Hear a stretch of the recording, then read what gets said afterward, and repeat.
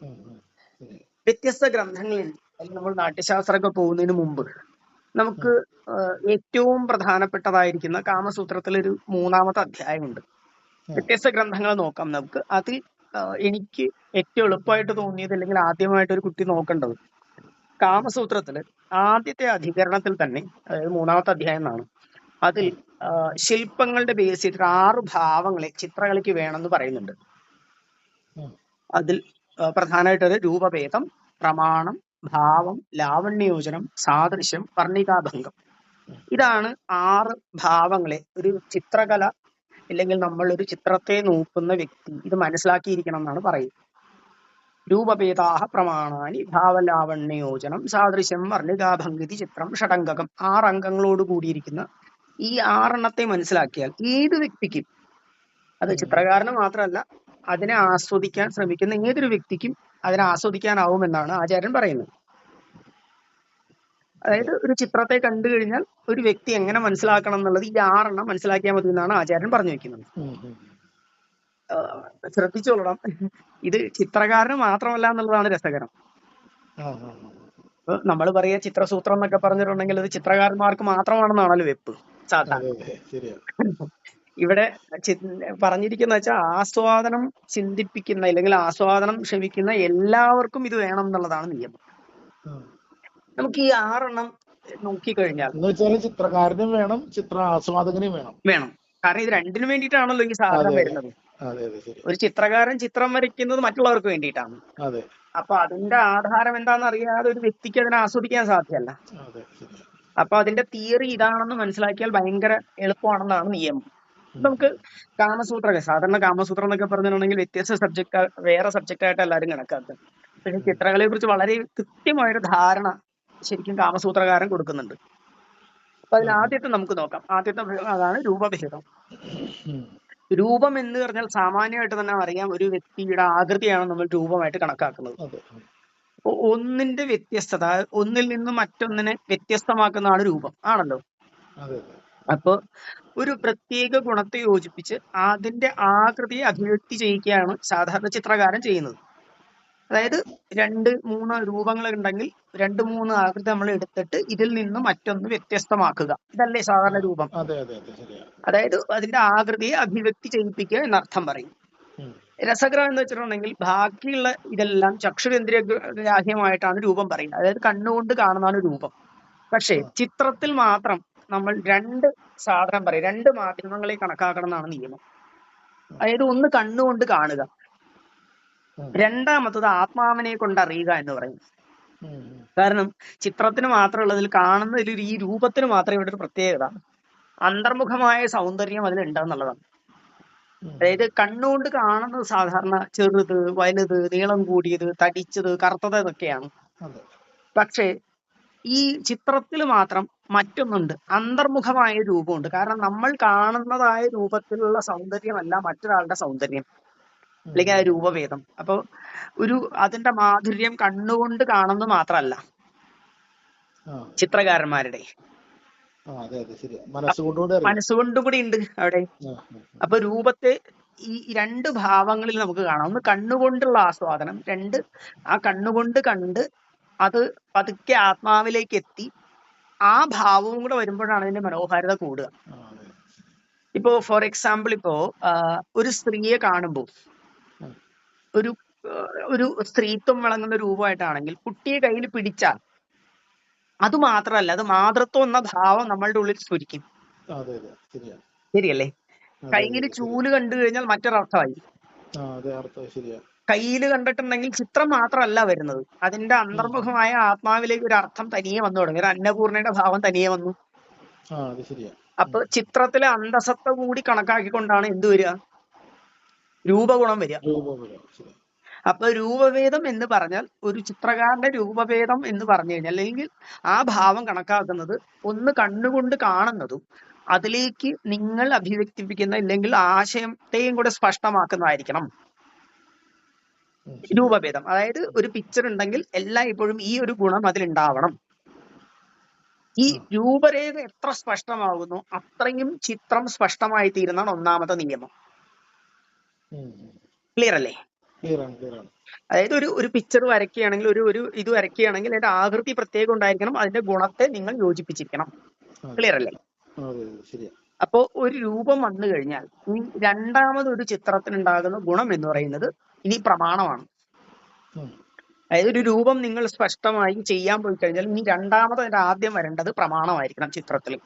ഉം. ഇത് ഏതിലും ഇങ്ങനെ തന്നെയാണ് കേട്ടോ, ശില്പമായിക്കോട്ടെ ചിത്രമായിക്കോട്ടെ എല്ലാത്തിലും ഇങ്ങനെ ആയിരിക്കണം പ്രമാണീകരിക്കുന്നത്. ഉം, ഉം. അപ്പോ പ്രമാണം എന്താന്ന് ചോദിച്ചാൽ പറയും മാനം സീമ, എത്ര പരിമാണം വേണം എന്നാണ് ചിത്രത്തിന്റെ പ്രധാന ഭാഗം. നമ്മളൊരു സാധനം എടുത്തു കഴിഞ്ഞാൽ നമ്മൾ പറയില്ലേ എത്ര ക്യാൻവാസിലാണ് നമ്മൾ വരയ്ക്കുന്നത്. ആ, അപ്പോ അതിന്റെ നീളയും വീതിയാണ് ചിത്രത്തിന്റെ ആകൃതി അല്ലെങ്കിൽ അതിന്റെ സൗന്ദര്യത്തെ കൂട്ടുന്ന അതിന്റെ പാകം വരുമ്പോഴാണ്, ശരിയല്ലേ? അതെ, അതെ. അതായത് ഒരു മൂലവസ്തുവിന്റെ യഥാർത്ഥ വസ്തുത അല്ലെങ്കിൽ ആ ജ്ഞാനത്തെ മനസ്സിലാക്കി അതിന് അനുകൂലമായിരിക്കണം എന്തുണ്ടാവേണ്ടത്, അതിന്റെ നീളവും വീതിയും അല്ലെങ്കിൽ അതിന്റെ പരിമാണം ഉണ്ടാക്കേണ്ടത്. അതെ, കോമ്പോസിഷൻ. കോമ്പോസിഷൻ. ശ്രദ്ധിക്കേണ്ടത് എന്താന്ന് വെച്ചാൽ ഇത് സാമാന്യമായ ഒരു വലിപ്പമല്ല ഉദ്ദേശിക്കുന്നത്.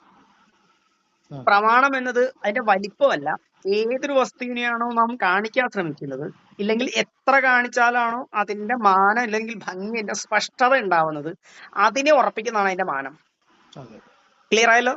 അതെ, അതെ, മാനം എന്ന് പറഞ്ഞിട്ടുണ്ടെങ്കിൽ വലിയൊരു ആന എന്ന് പറഞ്ഞിട്ട് വലിയ ആനയുടെ ഇതിലേക്കോ അല്ലെങ്കിൽ സമുദ്രം എന്ന് പറഞ്ഞിട്ടുണ്ടെങ്കിൽ വലിയൊരു ക്യാൻവാസിലേക്ക് വരയ്ക്കുന്നതല്ല. അതിന്റെ പരപ്പറിയണമെങ്കിൽ സമുദ്രത്തിന്റെ ഉൾപ്പരപ്പ് എന്താണ്, അതിന്റെ കളറുകൾ എന്ത് ചെയ്യണം, അതിന്റെ സ്ഥിരതയെ ബോധിപ്പിക്കാൻ നമുക്ക് എന്തൊക്കെ കൊണ്ടുവരാൻ സാവും, അതിന്റെ അനന്തതയും ആഴത്തെയും ബോധിപ്പിക്കാൻ എന്തൊക്കെ ചെയ്യണം, ഇതിനെല്ലാം സ്പഷ്ടീകരിക്കുന്നതാണ് അതിന്റെ മാനം. ക്ലിയർ അല്ലേ? അതെ, അതെ, അതെ, ശരിയാ. അല്ലാതെ വലിപ്പമല്ല അതിന്റെ പ്രാധാന്യം എന്നർത്ഥം. ആ, ശരിയാ. നമ്മളൊരു പടം വരയ്ക്കുമ്പോൾ രണ്ടാമത്തെ ഭാഗം രൂപം കഴിഞ്ഞാൽ അതിന്റെ പ്രമാണീകരിക്കലാണ്. അപ്പോ എന്താണോ മൂലവസ്തുവിന്റെ യഥാർത്ഥ ജ്ഞാനത്തെ മനസ്സിലാക്കി കൊടുക്കാൻ എത്ര വേണമോ അതിനെ സ്പഷ്ടീകരിക്കലാണ് അതിന്റെ മാനം. ആ, ശരി. ക്ലിയർ ആയല്ലോ? ആ, ക്ലിയർ ആണ്. അപ്പൊ സാമാന്യമായിട്ട് ഞങ്ങൾ പറയാറുണ്ട്, നിങ്ങളുടെ ഉള്ളിൽ ആത്മാവിൽ എന്താണോ ആ വിഷയം സ്ഫുരിച്ചു നിൽക്കുന്നത്, ഒരു ആശയം നിങ്ങളുടെ ഉള്ളിൽ ഉണ്ടാവുന്നത്, അതിൽ നിന്ന് എവിടെയാണോ അതിന്റെ ക്ലാരിറ്റി ഉണ്ടാക്കാൻ, മറ്റൊരാളെ ക്ലാരിറ്റി ഉണ്ടാക്കാൻ നമുക്ക് എത്ര വേണമോ അത് നിശ്ചയിക്കുന്നതാണ് അതിന്റെ മാനം. അതെ, അതെ, ശരിയാ. ക്ലിയർ ആണല്ലോ? അത് എല്ലാത്തിലും അങ്ങനെയാണ് കേട്ടോ, വാക്കാണെങ്കിലും അങ്ങനെയാണ്. നമ്മളുടെ ഒരു വിഷയം മറ്റൊരാളെ എത്ര ബോധിപ്പിക്കാന്ന് നമുക്ക് കൃത്യമായ ഒരു കണക്കുണ്ടാവും. ആ കണക്കിനെയാണ് രണ്ടാമത്തത്. അപ്പൊ ഒരു ചിത്രം വരയ്ക്കുമ്പോൾ നമ്മൾ ആദ്യം വിഷയത്തെ കൃത്യമായി അതിന്റെ ആകൃതിയെ ഉറപ്പിച്ചു കഴിഞ്ഞാൽ അത് എത്ര ആകൃതിയിൽ ഉണ്ടായാലാണോ ഇല്ലെങ്കിൽ അതിന്റെ പ്രമാണീകരിക്കണം, എത്ര വരച്ചാലാണ് ആസ്വാദകനിൽ കാണുന്ന വ്യക്തിക്ക് നാം കണ്ടതായ സാധനത്തെ സ്പഷ്ടമാകുക, അത്രയും മാനം കണക്കാക്കണം. അതെ, ശരിയാ. ക്ലിയർ ആയല്ലോ? അതെ, അതെ. സാധാരണ പഞ്ചദശിയൊക്കെ ഈ വിഷയത്തിൽ വേദാന്തം ആണെങ്കിൽ പോലും പഞ്ചദശി പറയുന്ന ഒരു സാധനമുണ്ട്. ഉം. നാം ഒരു ചിത്രകാരൻ ഒരു വസ്തുവിനെ കാണുന്ന സമയം തന്നെ അത് നമ്മുടെ അന്ധകരണത്തിൽ ഒരു വൃത്തി ഉണ്ടാക്കും അല്ലെങ്കിൽ ഒരു വിഷയത്തെ ഉണ്ടാക്കും. അപ്പൊ അത് തനിയെ തന്നെ എന്താണോ നാം കണ്ടത് അത് ആ വസ്തുവിന്റെ രൂപത്തിലേക്ക് നമ്മളുടെ ഉള്ളിൽ മാറും. ഉം, ശരിയാ. അത് ആ വസ്തുരൂപം ഒരു സ്വരൂപമായി പരിണമിച്ചിട്ടാണ് അത് രൂപത്തിലേക്ക് മാറുന്നത് നമ്മളുടെ ഉള്ളിൽ. ഉം. ആ മനസ്സ് എത്രയാണോ നമ്മളുടെ ക്ലിയർ ആയി നിൽക്കുന്ന നമ്മളുടെ ഉള്ളിൽ അതിനെ കൊണ്ടുവരുന്നതാണ് യഥാർത്ഥത്തിൽ എന്ത് മാനം. ആ, ക്ലിയർ അല്ലേ? ആ, ക്ലിയർ ആണ്. മാനം, മാനം. മാനത്തിലേക്ക് വരുന്നത്. അതെ. അപ്പൊ ആദ്യത്തെ നമുക്ക് രൂപം കിട്ടി അതിന്റെ പ്രമാണം ഉറപ്പിച്ചു.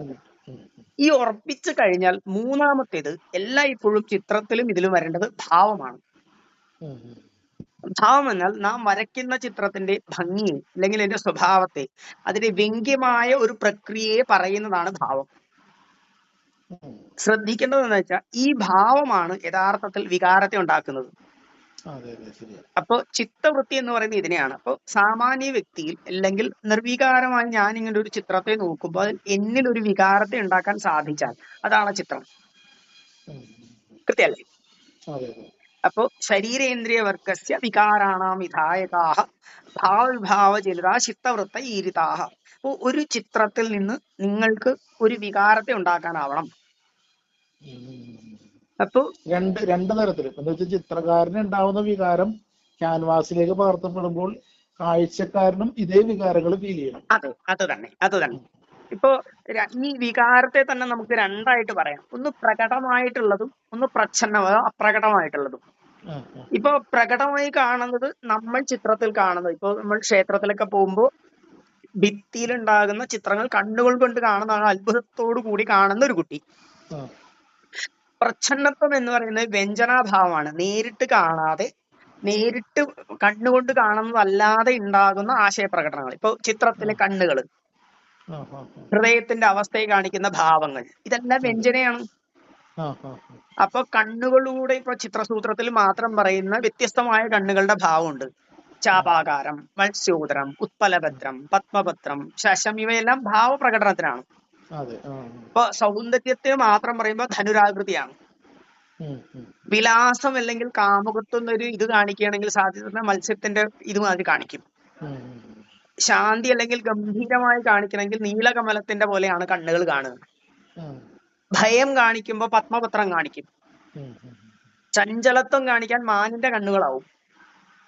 അപ്പൊ ഈ കണ്ണുകൾ കണ്ടു കഴിഞ്ഞാൽ ഇതിന്റെ പുറകിൽ വ്യഞ്ജനരൂപമായ ഒരു ചിത്രകാരൻ അവിടെ സ്പഷ്ടമാക്കുന്ന കുറെ ആശയങ്ങളുണ്ട്, ഒരു ഭാവമുണ്ട്. അപ്പൊ ഈ രണ്ട് ഭാവങ്ങളെയും നമുക്ക് രണ്ടു തരത്തിലും കാണിക്കാം. ഒന്ന് നേരെയായിട്ടുള്ളതും അന്ന് അന്തർമുഖമായ അർത്ഥത്തെയും ബോധിപ്പിക്കുന്നതായിരിക്കണം.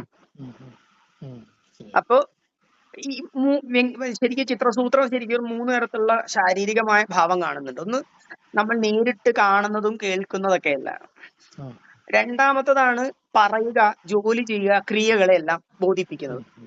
മൂന്നാമത്തേത് അവ്യക്തമായ നമ്മുടെ ഹൃദയഭാവങ്ങളെയാണ്. അപ്പൊ ഈ 3 തരത്തിലുള്ള ഒരു ഭാവത്തെ കാണിക്കാൻ ചിത്രം ഉപയോഗിക്കുന്നുണ്ട്. അപ്പൊ നമ്മളുടെ മുമ്പിൽ വരുന്ന ഈ ചിത്രങ്ങളിൽ ഈ 3 ഭാവങ്ങളിൽ ഏതാണ് ചിത്രകാരൻ സ്പഷ്ടമാക്കിയിരിക്കുന്നത് ചിന്തിക്കാനാവണം. ക്ലിയർ അല്ലേ? എന്നുവെച്ചാൽ ഒന്ന്, ആ ശരീരഘടന പൂർണ്ണമായിരിക്കണം, കൃത്യമായിരിക്കണം. അതെ. 2, ആ അംഗങ്ങൾ എന്തൊക്കെയാണെന്നുള്ളതും അതിൽ ഉപയോഗിക്കുന്ന ആയുധങ്ങൾ ഉൾപ്പെടെയുള്ള കാര്യങ്ങളെല്ലാം കൃത്യമായിരിക്കണം. അതെ. 3, കഥാസന്ദർഭം മനസ്സിലാവണം കാഴ്ചക്കാരൻ. അതെ അതെ അവൻ എന്താണ് ആശയം സ്പഷ്ടമാക്കുന്നത്, ആ വ്യക്തി എന്തിനെയാണ് ബാലൻസ് ചെയ്യുന്നത് മനസ്സിലാക്കണം. അല്ലെങ്കിൽ എവിടെയാണ്, ഏത് വിഷയത്തിൽ ഊന്നിക്കൊണ്ടാണ് ചിത്രകാരൻ അതിന്റെ ഭാവത്തെ ഉൾക്കൊള്ളിച്ചിരിക്കുന്നത് മനസ്സിലാവണം. ഇപ്പോഴാണ് രൂപവും പ്രമാണവും ഭാവവും വന്നാൽ ഒരു ചിത്രത്തിന്റെ ആദ്യത്തെ ഭാഗം കഴിഞ്ഞു. ഇത് അടിസ്ഥാനമായി. ഇനിയാണ് ലാവണ്യയോജനം എന്ന് പറയുന്ന ഭാഗം വരുന്നത്. ലാവണ്യയോജനം എന്ന് പറഞ്ഞാൽ സാമാന്യമായിട്ട് രൂപം, പരിണാമം, അതുപോലെ ഭാവം, ഇതിനോട് ലാവണ്യം കൂടി ചേരണം എന്നാണ് പ്രമാണം. എന്തായിരിക്കും ലാവണ്യം? എനിക്ക് തോന്നുന്നു ഒരു ചിത്രകാരൻ എന്ന നിലയിൽ, ചിത്രം വരയ്ക്കുന്ന വ്യക്തി എന്ന നിലയിൽ എന്തായിരിക്കും ലാവണ്യം? എന്താ ലാവണ്യം എന്നൊക്കെ പറഞ്ഞു നോക്കൂ. സാധാരണ ലാവണ്യം എന്ന് പറഞ്ഞാൽ ശരിക്കും ആ ഒരു സൗന്ദര്യത്തെ അങ്ങനെ ഒരു വാക്ക് ഉപയോഗിക്കാറില്ലേ, ലാവണ്യവതി എന്ന രീതിയിലൊക്കെ. അതെ, എന്തായിരിക്കും അപ്പൊ ലാവണ്യം? ലാവണ്യം എന്ന് പറഞ്ഞാൽ ആ ശരിക്കും പറഞ്ഞാൽ ഇത്രയും നമ്മൾ പറഞ്ഞത് ആഭ്യന്തര സൗന്ദര്യമാണെങ്കിൽ ലാവണ്യം ബാഹ്യ സൗന്ദര്യത്തിലേക്ക്. അതുകൊണ്ടാണ് ലാവണ്യവതി എന്നൊരു പദം. അതെ അതെ. കാരണം എന്താ വെച്ചാ, എന്നാൽ മാത്രമേ ഉള്ളൂ നമുക്ക് പുറത്തെയും അകത്തെയും കാന്തിയെ ഒരേപോലെ നമുക്ക് കാണിക്കാനാവും. ബാഹ്യ സൗന്ദര്യം എന്ന് പറഞ്ഞാൽ സൗന്ദര്യത്തെ ഉദ്ദേശിച്ചിട്ടല്ല കേട്ടോ. എന്താണോ നിങ്ങൾ പ്രകടമാക്കാൻ ശ്രമിക്കുക അതിന്റെ തന്നെ ബാഹ്യസ്ഫുരണം അതിനുണ്ടാവണം. അപ്പൊ എന്നാൽ മാത്രമേ അത്, ഇപ്പൊ അകത്ത് നമ്മൾ കാണിക്കുന്നതൊന്നും പ്രകടമല്ലാത്തത് വേറൊന്നും കാണിച്ചാൽ, അകത്ത് നമ്മൾ ഒരു ആർദ്രതയെ കാണിക്കാൻ ശ്രമിക്കുകയും പുറത്ത് വേറൊന്നും കാണിച്ചാൽ അത് സെറ്റ് ആവില്ല. അപ്പൊ അത് കണ്ണിന് പൂർണ്ണതയെ പ്രദാനം ചെയ്യണമെങ്കിൽ ഏത് ഭാവത്തെ ഇതാക്കിയാണോ അതേ സൗന്ദര്യം നമുക്ക് ബാഹ്യ സൗന്ദര്യമായി ഇതിനെ യോജിപ്പിച്ചേ പറ്റൂ. അപ്പോ രൂപം, പരിമാണം, ഭാവം ഇതിനോട് ചേർന്നുകൊണ്ട് ഇതേ സാധനത്തെ ബാഹ്യ സൗന്ദര്യത്തിലേക്ക് യോജിപ്പിച്ചാൽ മാത്രമേ എന്തു പറ്റൂ, ഈ ആളുകൾക്ക് ആ ചിത്രം ഭംഗിയാണെന്നും ഇല്ലെങ്കിൽ ഏത് ആശയത്തെയാണോ നമ്മൾ പ്രകടമാക്കാൻ ശ്രമിക്കുന്നത് അത് പൂർണ്ണതാണ് മനസ്സിലാവും. ശരിയല്ലേ? എന്തുകൊണ്ടാണ് ഇന്ന് പലപ്പോഴും ചിത്രങ്ങളിൽ നമുക്ക് മനസ്സിലാവാത്തതെന്ന് വെച്ചാൽ, ഈ അകത്തുള്ള ആശയവും പുറത്തുള്ള ആശയവും പരസ്പരം പൂരകത്വം വരില്ല. ഭാവം എല്ലാം ഉണ്ട്, പക്ഷെ ആ പുറത്തുണ്ടാകുന്ന ബാഹ്യ സൗന്ദര്യം അല്ലെങ്കിൽ അന്തർമുഖമായി നിങ്ങൾ എന്തിനാണോ പ്രതികരിക്കുന്നത് അത് പുറത്തു വരാതിരിക്കുമ്പോഴാണ് പരസ്പര ബന്ധമില്ലാതെ വരിക. അപ്പൊ ആശയം ഭയങ്കര പ്രമാണമാണ് ഇതിന്. അപ്പൊ നമുക്ക് 4 എണ്ണമായി: രൂപഭേദം, പ്രമാണം, ഭാവം, ലാവണ്യയോജനം. അപ്പൊ 4 എണ്ണമായി. രൂപഭേദത്തിൽ നമ്മൾ രൂപത്തെ എടുത്തു, എന്താശയത്തെ ഏത് രൂപത്തെയാണ് നമ്മൾ എടുത്തത് അതിന്റെ പ്രമാണീകരിച്ചു, പ്രമാണം എടുത്തു. ആ പ്രമാണത്തിലേക്ക് നമ്മൾ ഭാവത്തെ സങ്കല്പിച്ചു, അന്തർമുഖമായ ഭാവത്തിനനുസരിച്ച് നമ്മൾ പുറത്തുള്ള ബാഹ്യ സൗന്ദര്യത്തിന് വേണ്ടി ലാവണ്യത്തെ കൊടുത്തു. ലാവണ്യം എടുത്തു. ഇനി നമുക്ക് വേണ്ടത് സാദൃശ്യമാണ്. അതെ. സാദൃശ്യം എന്ന് പറഞ്ഞാൽ സാമാന്യമായിട്ട് ഏതൊരു മൂലവസ്തുവിനെയാണോ നാം പ്രതികൃതി ചെയ്യുന്നത്, അല്ലെങ്കിൽ നമ്മളുടെ കണ്ണിൽ ഏത് വസ്തുവിനെ വെച്ചുകൊണ്ടാണോ, അല്ലെങ്കിൽ അന്തർമുഖമായ ഒരു കൃതി ഉണ്ടാവുമല്ലോ, അതിനെയാണല്ലോ നമ്മൾ പ്രതികൃതി ചെയ്യുന്നത്. അതെ. അതിന്റെ സമാനമായിരിക്കണം നമ്മൾ ഉണ്ടാക്കുന്നത്. ശ്രദ്ധിക്കേണ്ടത്, നമ്മൾ അതിന്റെ കോപ്പി ചെയ്യല്ല ഉദ്ദേശിക്കുന്നത്. ആ വസ്തുവിന്റെ സാദൃശ്യം കാണിക്കുമ്പോൾ അതിന്റെ ആകൃതിയേക്കാൾ പ്രാധാന്യം അതിന്റെ പ്രകൃതി അല്ലെങ്കിൽ സ്വധർമ്മത്തിന്റെ ആവണം. ഏത് ധർമ്മത്തെ കണക്കാക്കിയാണ് നിങ്ങളെ പ്രതികൃതി ചെയ്യുന്നതാണ് സാദൃശ്യം. ആശയം സ്പഷ്ടമായോ? ഇപ്പോ ഏത് മൂലവസ്തുവിന്റെ ആണോ ഗുണങ്ങളെ പൂർണ്ണമായി നമുക്ക് സമാവേശിപ്പിക്കാൻ സാധിക്കുന്നത് അതാകണം.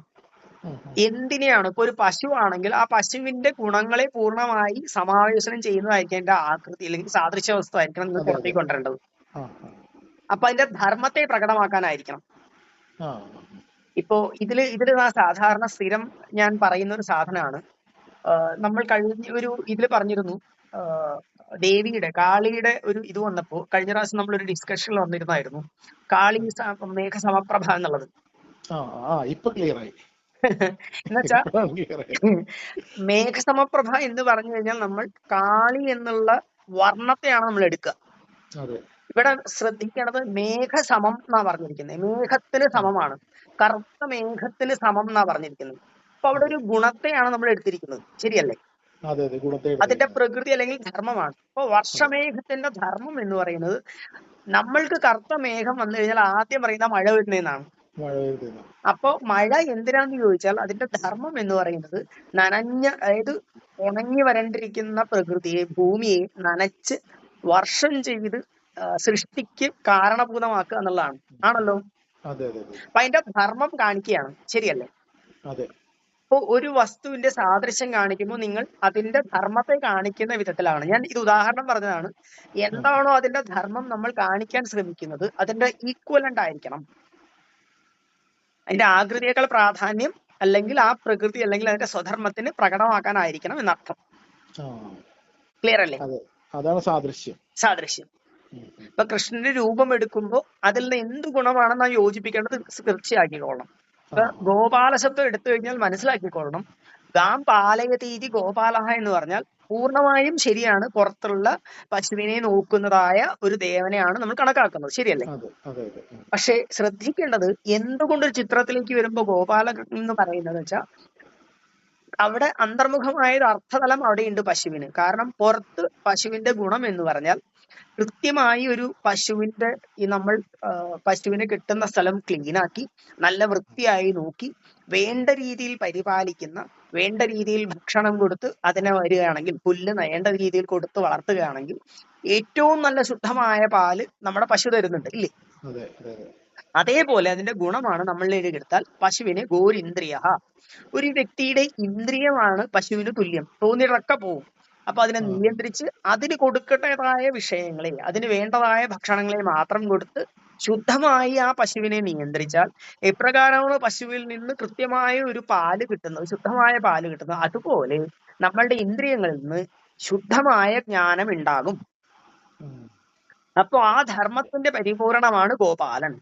ഈ ഭാവത്തെ മനസ്സിലുണ്ടെങ്കിലേ മാത്രമേ ഉള്ളൂ ഗോപാലകൃഷ്ണൻ എന്നുള്ള അർത്ഥത്തിലേക്ക് നമുക്ക് കൊണ്ടുവരാനാവും.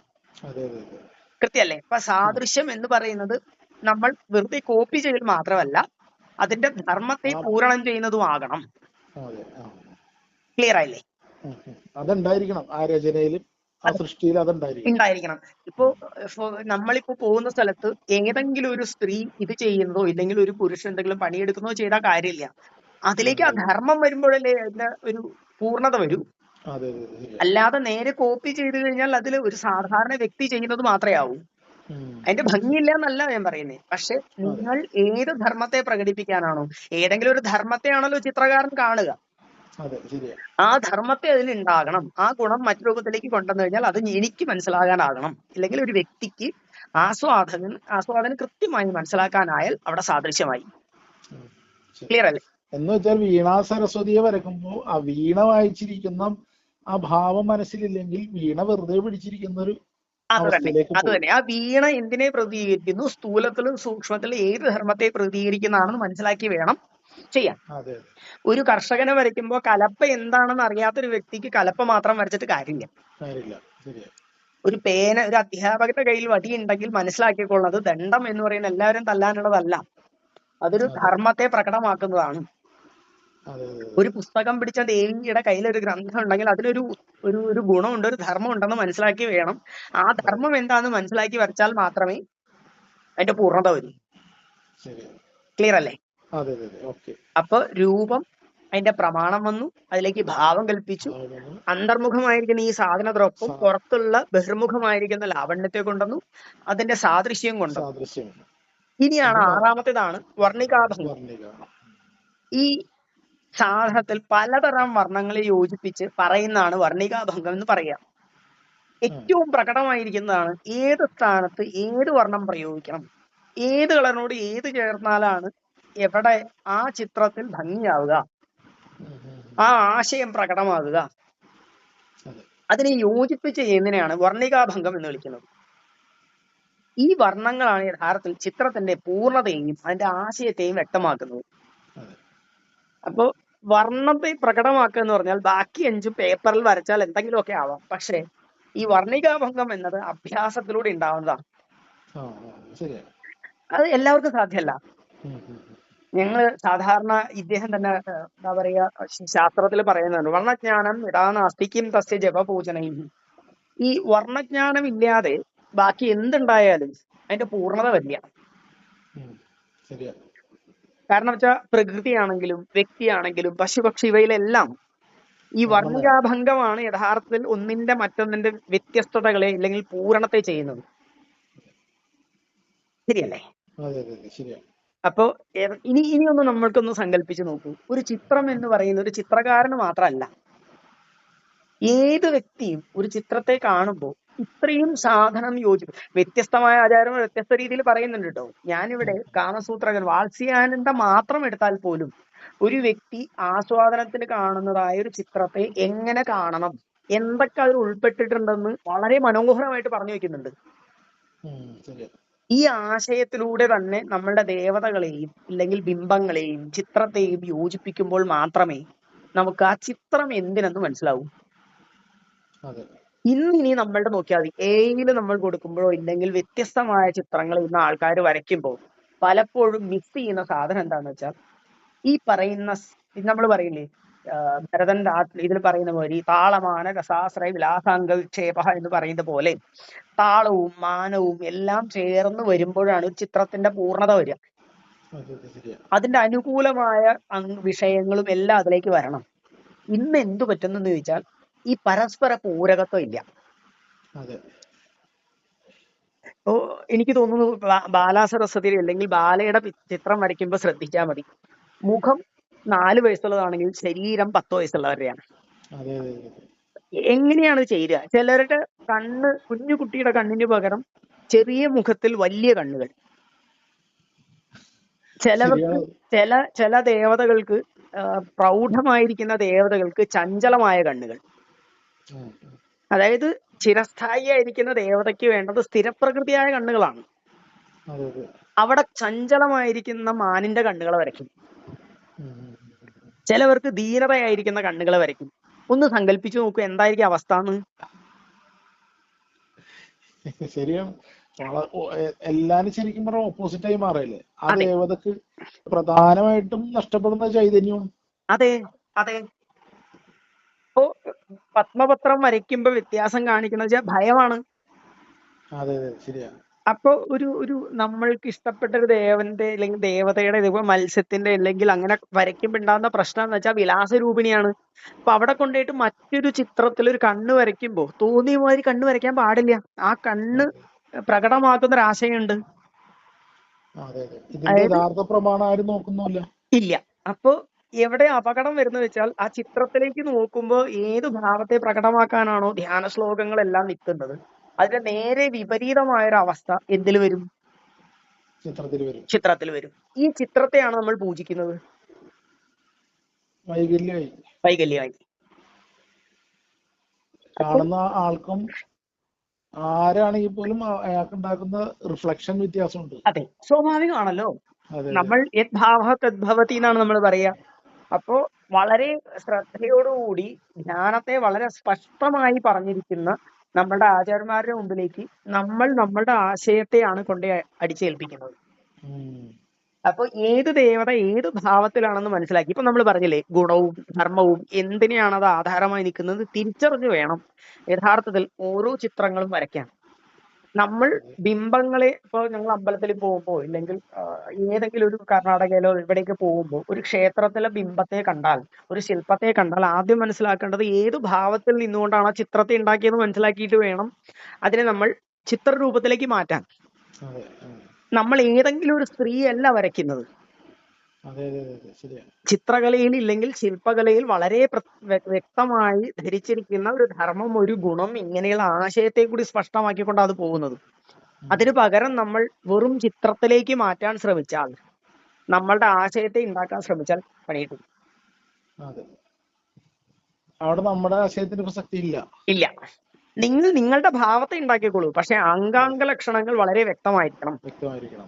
ഇപ്പോ ഒന്നും കൂടെ പറഞ്ഞു കഴിഞ്ഞാൽ, ഇപ്പോ കണ്ഠസ്ഥിതയാണ് വാഗീശ്വരിയായ ദേവതയുടെ നമുക്ക് പ്രമാണീകരിക്കേണ്ടത് വാക്ക് നിൽക്കുന്നത് കണ്ഠത്തിലായതുകൊണ്ട് തന്നെ ആ ദേവതയ്ക്ക് പ്രാധാന്യം എല്ലായ്പ്പോഴും 51 അക്ഷരൂപമായിരിക്കുന്ന മാലയായിരിക്കും.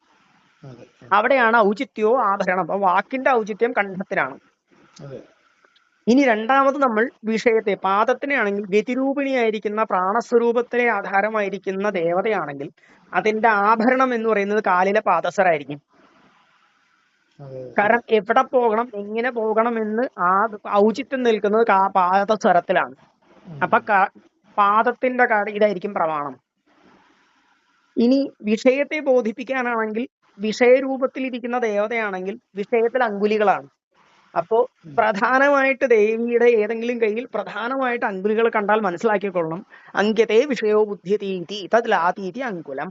അപ്പൊ അങ്കുലി എന്ന് പറയുന്നത് വിഷയത്തെ കൊണ്ടുവരുന്നതാണ്. അപ്പൊ അവിടെ നിന്ന് കഴിഞ്ഞാൽ മനസ്സിലാക്കണം വിഷയബോധനത്തിന് ആധാരമായിരിക്കുന്ന ദേവതയാണ്. കട വന്നു കഴിഞ്ഞാൽ മനസ്സിലാക്കിക്കൊള്ളണം കട്യത ഇതി എന്നാണ്. അപ്പൊ അവിടെ നിൽക്കുന്നത് വിഷയത്തെ ബോധിപ്പിക്കാൻ വേണ്ടിയുള്ള വിഷയസ്വരൂപം മുഴുവനായിട്ടാണ്. ഒന്നിനെ നമ്മൾ വഹിച്ചുകൊണ്ട് പോകുന്നതാണ് ദേവത. അപ്പോ ബാഹു എന്ന രൂപത്തിൽ വയ്ക്കുമ്പോഴാണ് അവിടെ കടപ്രസ്താവം വരുന്നത്. അപ്പോ ഇനി ഒന്ന് ചിന്തിച്ചു നോക്കൂ, നമ്മൾ ചിത്രത്തെ വരയ്ക്കുമ്പോൾ കണ്ഠത്തിൽ വയ്ക്കുന്ന അല്ലെങ്കിൽ വാഗീശ്വരിയായ ദേവിക്ക് നമ്മൾ പാദസരം ഇട്ടുകൊടുത്താൽ തെറ്റി. ദുർഗാ ഭഗവതിക്ക് ശരിക്കും ഏറ്റവും പ്രധാനം അഗ്നിസ്വരൂപിണിയാണ്. അപ്പൊ സ്വാഭാവികമായിട്ടും നേരെ വിപരീത സ്ഥാനമാണ്. അങ്ങനെയുള്ളതൊന്നും അല്ല അവളുടെ സ്വരൂപം. ആ ഭഗവതിയുടെ രൂപമേ വേറെയാണ്, ധർമ്മമേ വേറെയാണ്. അവിടെ കൊണ്ടുപോയി നമ്മൾ തോന്നിയ മാതിരി ഇട്ടാൽ. ഇനി മാലയ്ക്ക് പോലും ഏകദേശം 16ലധികം തരത്തിലുള്ള മാലകളുണ്ട്.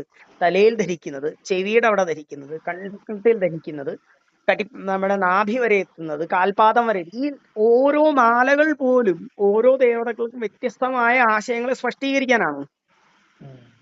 ഇന്ന് ഇതൊന്നും ശ്രദ്ധിക്കാതെ നമ്മൾക്ക് ഇഷ്ടപ്പെട്ട മാല നമ്മൾ ഭക്തിപൂർവ്വം നമ്മൾ ചിത്രത്തിലിടും.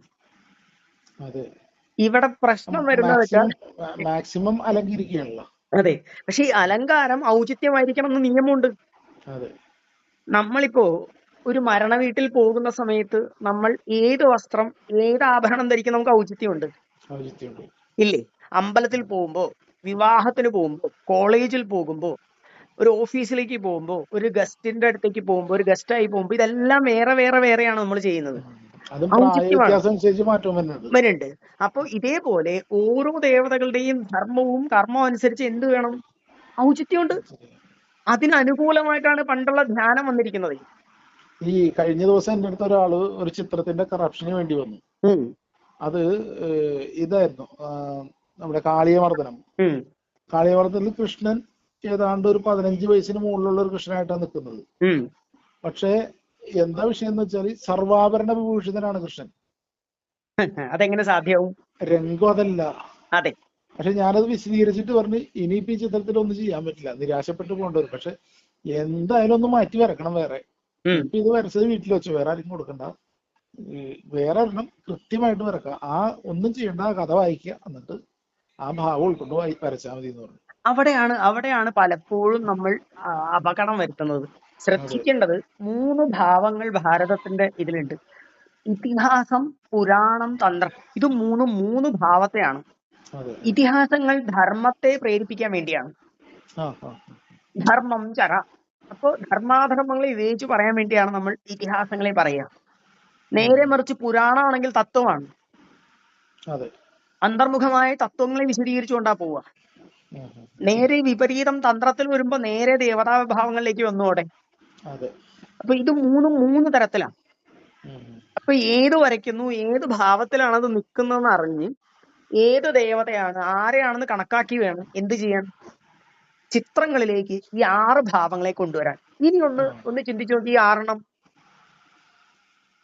മാറ്റം വരും, കൃത്യമായിട്ട് നമുക്ക് മനസ്സിലാവും 6 ശരിയല്ലേ? ശരിയാ.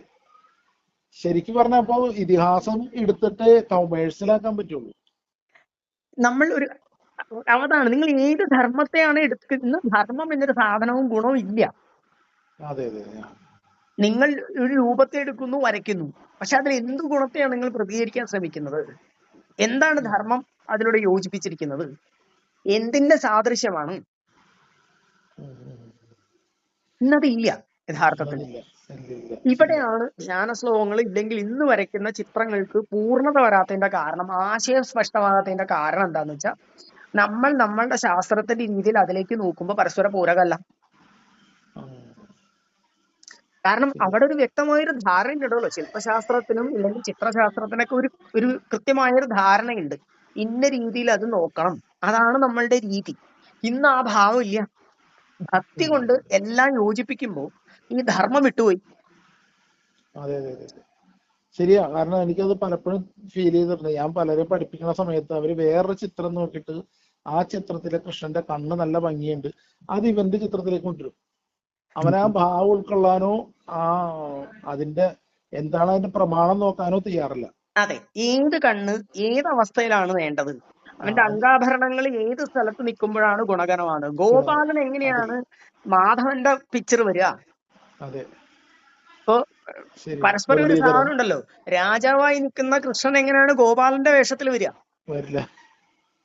വ്യത്യസ്തമാണ്. രണ്ട് തലത്തിൽ നിന്നുകൊണ്ടാണ് ഗുണം പ്രകടിപ്പിക്കുന്നത്. അപ്പോ ഈ ഭാവം മനസ്സിലാകാത്ത കാലത്തോളം നമുക്ക് ഗുണം പ്രകടിപ്പിക്കാൻ പറ്റില്ല. അപ്പൊ ഏത് രൂപത്തെയാണോ നമ്മൾ എടുക്കുന്നത് അതിന്റെ പ്രമാണീകരിക്കേണ്ടതും അതിന്റെ ഭാവവും കണക്കാക്കിക്കൊണ്ട് മാത്രമേ നമുക്ക് ലാവണ്യയോജനവും സാദൃശ്യവും കൊടുക്കാനാവൂ. ഈ രൂപവും പ്രമാണവും ഭാവവുമാണ് ഇന്ന് കിട്ടാത്തത്. സ്വന്തം ഇഷ്ടപ്രകാരം ഭാവം ഞങ്ങൾ സങ്കല്പിച്ച് അതിലേക്ക് കുത്തിക്കയറ്റും. ക്ലിയർ അല്ലേ? അപ്പൊ ഒരു ചിത്രം ഉണ്ടാകണമെങ്കിൽ ഇല്ലെങ്കിൽ ഒരു ചിത്രത്തെ നമ്മൾ വരയ്ക്കുന്നതിന് മുമ്പ് ഇല്ലെങ്കിൽ ഇങ്ങനെ ഒരു ശാസ്ത്രത്തിൽ എന്ന് ഇത് മുഴുവൻ പഠിച്ചിട്ടേ ഒരാൾക്ക് പടം വരയ്ക്കാവൂന്നല്ല ഞാൻ പറയുന്നത്. ശാസ്ത്രത്തിലെ ഒരു ധ്യാനം അല്ലെങ്കിൽ ഇങ്ങനെയുള്ള ഒരു പർട്ടിക്കുലർ ആയിട്ടുള്ള ക്ഷേത്രകലകളെ നമ്മൾ കൊണ്ടുവരുമ്പോൾ ഈ 6 അംഗങ്ങൾ പ്രധാനമാണ്. ഷഡംഗം വേണം എന്ന് വാത്സ്യായനൻ അടിവരയിട്ട് പറയുന്നു. അതായത് രൂപഭേദം വേണം, പ്രമാണീകരിക്കണം, അതിന്റെ ഭാവം ഉണ്ടാവണം, അവന്റെ ലാവണ്യോജനം ഉണ്ടാവണം, അതിന്റെ സാദൃശ്യം ഉണ്ടാകണം, അതിന്റെ വർണ്ണികാഭംഗം ഉണ്ടായിരിക്കണം. ഈ 6 തരത്തിൽ ഒരു വ്യക്തി മനസ്സിലാക്കിയാൽ ഒരു ചിത്രം പൂർണ്ണമാണോ എന്ന് മനസ്സിലാക്കാനും അതിന്റെ ആശയം സ്പഷ്ടമാവുകയും ചെയ്യും ആ വ്യക്തിക്ക്. ശരിയല്ലേ? ശരിയാണ്. ശരിക്കും പറഞ്ഞാല് ഇത്തരത്തിലൊരു റിസർച്ചും ഇത്തരത്തില് ചോദ്യങ്ങൾ ചോദിക്കാൻ പറ്റിയ പണ്ഡിതന്മാര് പുറത്തുണ്ടെങ്കിൽ ചിത്രകാരന്മാര് നിർബന്ധമായും ആ റൂട്ടിൽ തന്നെ വരേണ്ടി വരും. ഇല്ല, വേറെ വഴിയില്ല എന്നുള്ളതാണ്. ഇപ്പോ ഒരു ചുമർചിത്രം വരയ്ക്കുന്നവർ യഥാർത്ഥത്തിൽ കുറെ ആശയം പറയുന്നു, ആൾക്കാർ സ്വയം വരയ്ക്കുന്നു. അതിന്റെ പൂർണ്ണത എന്താണ്, അതിന്റെ പ്രകടമായ ആശയം എന്താണെന്ന് ഒരു ചോദ്യം ചോദിച്ചു കഴിഞ്ഞാൽ നമുക്ക് ഉത്തരവില്ല. പക്ഷെ അത് ഉത്തരം ഉണ്ടായിരുന്നു എന്നുള്ളതാണ്.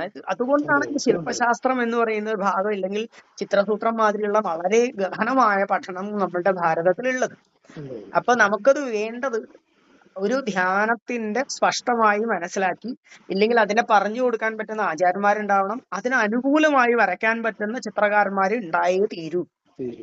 അല്ലെങ്കിൽ എന്ത് പറ്റുന്ന വെച്ചാൽ ചിത്രം വരയ്ക്കും, അതിന്റെ ആശയം നമുക്ക് മനസ്സിലാക്കാനാവില്ല. ഇപ്പൊ ഒരു ക്ഷേത്രത്തിൽ ഒരു ബിംബം കണ്ടു കഴിഞ്ഞാൽ നമുക്ക് പറയാം ഇന്ന അംഗങ്ങളിൽ ഇന്ന സാധനങ്ങൾ ഉള്ളതുകൊണ്ട് ഈ ആശയത്തെ സ്പഷ്ടമാക്കുന്നതാണ് ഈ ബിംബം, അല്ലെങ്കിൽ ഈ ചിത്രം ഇന്നതിനെയാണ് നമുക്ക് കണക്ക് കൂട്ടാൻ പറ്റും. അതുകൊണ്ട് തന്നെ പറയാറുണ്ട് ധ്യാനത്തിൽ അത് തന്നെയാണ് ദേവതയും, ദേവതയുടെ രൂപം തന്നെയാണ് മന്ത്രവും. ഇന്ന് നമുക്ക് പരസ്പര ബന്ധമില്ലാത്തതിന്റെ കാരണം ഇത് പരസ്പരം ഇല്ലാതെയാണ് ധ്യാനത്തിന് വരച്ചു വെക്കുന്നത്. അല്ല, ഇന്ന് ക്ഷേത്രത്തിന് മുന്നിൽ ചെന്ന് ക്ഷേത്രത്തിന്റെ ഫ്രണ്ടില് ആ ധ്യാനം എഴുതിയിട്ടുണ്ടാവണം, അല്ലെങ്കിൽ ആ ക്ഷേത്രത്തിന്റെ ദേവത ഏതാണെന്ന് മനസ്സിലാവാത്ത അവസ്ഥയായി. ധ്യാനം ഉണ്ടെങ്കിൽ തന്നെ ഇത് ബുദ്ധിമുട്ടാണ് മനസ്സിലാക്കാൻ. ആ അവസ്ഥയാണ്. ഗുണത്തെ മനസ്സിലാക്കാൻ പറ്റാത്തത് കൊണ്ടാണ്. അപ്പൊ നമുക്ക് വേണ്ടത് ശരിക്കും ഒരു ചിത്രകല മാത്രമല്ല, ഈ വിഷയത്തിൽ ഊന്നിക്കൊണ്ട് കൃത്യമായൊരു പ്ലാറ്റ്ഫോമിൽ പഠിപ്പിച്ച് കൊണ്ടുവന്നാൽ, എനിക്ക് ശരിക്കും പറഞ്ഞാൽ ഞാൻ സ്ഥിരം പറയുന്ന ഒരു സാധനമാണ്, കണ്ണെ പോലെ ആരെയും തന്നെ നമുക്ക് ബ്രഷ് എടുത്ത് പഠിപ്പിക്കണ്ട. ആകെ വേണ്ടത് ഡയറക്ഷൻ കൊടുക്കാൻ പറ്റുന്ന കുറച്ച് ആചാര്യന്മാര് മുന്നോട്ടേക്ക് വന്നാൽ മതി. അത്രയേ ഉള്ളൂ യഥാർത്ഥത്തിൽ. നിങ്ങൾക്ക് പടം വരയ്ക്കാൻ നന്നായിട്ട് അറിയാം, എല്ലാവർക്കും അറിയാം. അതിലേക്ക് ആശയങ്ങളെ സ്പഷ്ടമാക്കി കൊടുത്താൽ മാത്രം മതി. എന്നുവെച്ചാല് ലളിതമായ മനസ്സോടെ ഇത് സംശയ നിവാരണത്തിന് തയ്യാറാവുക ചിത്രകാരൻ. അത് പറഞ്ഞു കൊടുക്കാൻ ലളിത മനസ്സോടെ പണ്ഡിതന്മാരും തയ്യാറാവുക. ശരിക്കും എല്ലാവർക്കും സാധ്യമാണ്. ഒരു പ്ലാറ്റ്ഫോം ഉണ്ടാക്കി പരസ്പരം ചർച്ച ചെയ്യുക. ഇനിയിപ്പോ ഇതിനേക്കാട്ടിലും നന്നായിട്ട് മനോഹരമായിട്ട് പറഞ്ഞിരിക്കുന്ന നാട്യശാസ്ത്രത്തിലാണ്. സമരാംഗണ സൂത്രാർ എല്ലാ ഗ്രന്ഥങ്ങളിലും വളരെ മനോഹരമായിട്ട് ഇത് പറയുന്നുണ്ട്. പക്ഷെ എന്താ വെച്ചാൽ പരസ്പരം ഘടിപ്പിക്കാൻ ആർക്കും പറ്റുന്നില്ല എന്നുള്ളതാണ്. ശരിക്കും ചിത്രസൂത്രത്തിന്റെ ആധാരം എന്ന് പറയുന്നത് ന്യായത്തിലെ പദാർത്ഥ വിജ്ഞാനിയാണ്. വ്യാകരണത്തിന്റെ ഇത് കൂടെയാണ് ഇതിന്റെ പ്രമാണീകരിക്കുന്നത്. അപ്പൊ എല്ലാ ശാസ്ത്രങ്ങളും പരസ്പരം ബന്ധപ്പെട്ട് നിൽക്കുക. തന്ത്രം വേറെയാണ്, ചിത്രസൂത്രം വേറെയാണെന്ന് പറയാൻ വയ്യ. ശില്പം വേറെയാണ്, വ്യാകരണം വേറെയാണെന്ന് പറയാൻ വയ്യ. ഇതെല്ലാം ഒന്നിന്റെ തന്നെ തുടർച്ചയാണ്. അപ്പൊ ഇതെല്ലാത്തിനെയും യോജിപ്പിച്ചുകൊണ്ട് നമുക്ക് ഒന്ന് ഡിസ്കഷൻ ചെയ്യാനായാൽ ശരിക്കും ചിത്രകല മറ്റൊരു തരത്തിലേക്ക് എത്തിക്കാനാവും. അതെ, ശരിയാ. പക്ഷെ ഇന്ന് ഒപ്പം മറ്റുള്ളതിനെയും പ്രചോദിപ്പിക്കാൻ പറ്റും. അതെ, സത്യം. ഇത് സാധാരണക്കാരിലേക്ക് എത്തിക്കാൻ ഞങ്ങളെ മാതിരി ഒരു ശാസ്ത്രം പറയുന്നതിനേക്കാട്ടിലും വളരെ മനോഹരമായിട്ട് ശരിക്കും ഒരു ചിത്രകാരന് ഈ ദേവതകളെ മുഴുവൻ സാധാരണക്കാരിലേക്ക് എത്തിക്കാം. ഒരു ധ്യാനം നമ്മൾ പറഞ്ഞു കൊടുക്കുന്ന, ശാസ്ത്രത്തിൽ പറഞ്ഞു കൊടുക്കുന്ന എത്രയും മനോഹരമായിട്ട് ചിത്രകാരൻ അത് പറഞ്ഞു കൊടുക്കാനാവും. കാണുന്ന മാത്രമല്ല അവരുടെ മുമ്പിലെത്തും, എത്തും, നന്നായിട്ട് എത്തിക്കാൻ പറ്റും. പക്ഷെ ഇന്ന് അങ്ങനെ പറഞ്ഞു വരയ്ക്കാൻ പറ്റുന്നവരില്ല, പറഞ്ഞു കൊടുക്കുന്നവരും.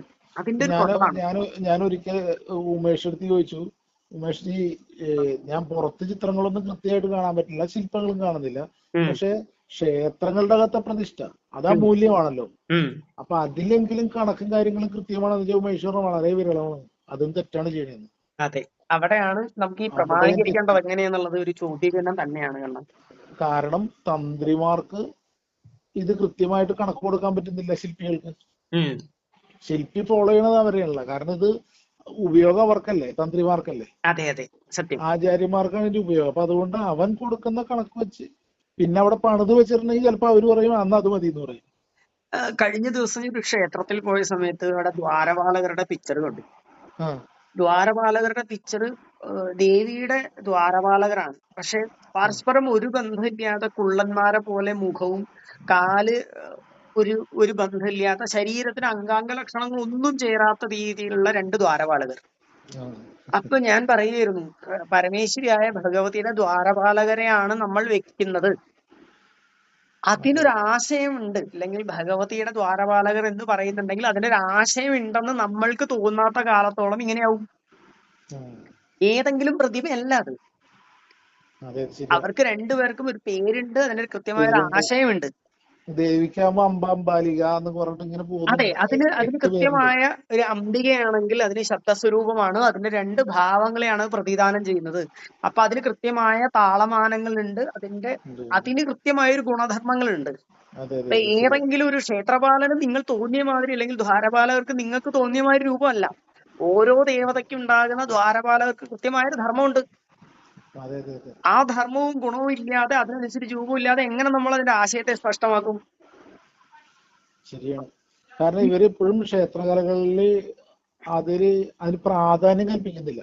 അതെ, പക്ഷെ അത് പൂർണ്ണമായ കണക്കുത്ത വന്നു കഴിഞ്ഞാൽ ആ ക്ഷേത്രത്തിലേക്ക് പ്രവേശിക്കുമ്പോൾ തന്നെ സാധാരണ ഒരു മനുഷ്യന് ഫീൽ ചെയ്യാൻ തുടങ്ങും. അതെ, അതാണ് ഒരു ബിംബം പൂർണ്ണമാകുമ്പോ അതിന്റെ മനോഹാരിത കൂടുതൽ വരും, അതിന്റെ ഫലം കൂടുതൽ വരും എന്ന് പറഞ്ഞ മാതിരി ക്ഷേത്രത്തിന്റെ പരിമാണമാണ് അതിന്റെ പൂർണ്ണത.